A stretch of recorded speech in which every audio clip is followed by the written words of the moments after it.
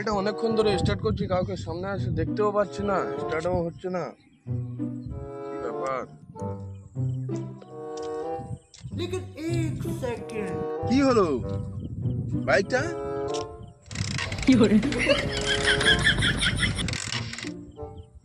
এরম করছো কেন? স্টার্ট হচ্ছে না? ঠিক আছে, আমি দেখছি।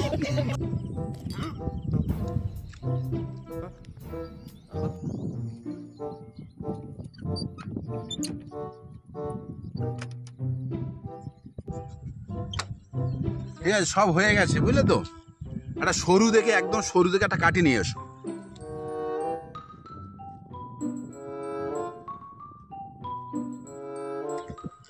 দাদা এই নিন সেই কাঠিটা।